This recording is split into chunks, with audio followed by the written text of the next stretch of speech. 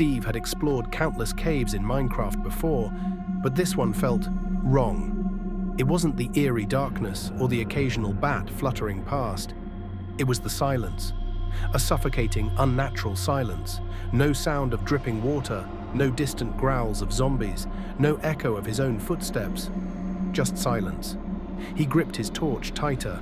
Something about this place made his skin crawl, but curiosity pushed him forward.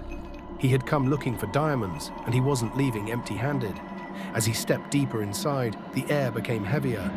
It was as if the cave itself was watching him, waiting.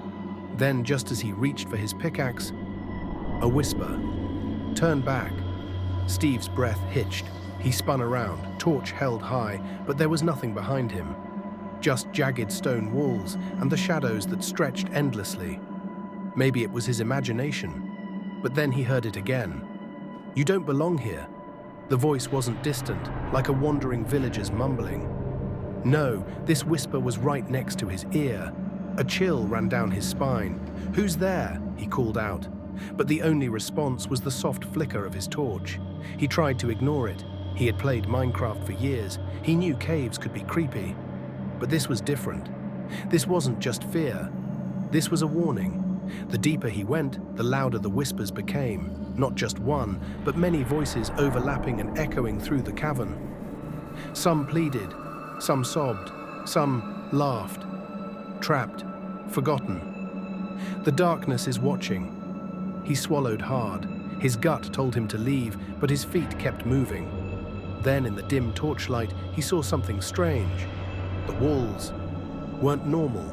Symbols, glowing red runes, had been etched into the stone. They pulsed softly, like a heartbeat. His hands trembled as he reached out to touch one. A sharp hiss filled the cave. His torch flickered violently. The whispers turned into screams. The tunnel behind him collapsed in an instant, sealing him inside. Steve panicked. He hadn't placed any blocks. He dug at the stone frantically, but his pickaxe barely scratched it. Then the air grew cold. A shadow moved in the corner of his vision. Slowly, something stepped forward.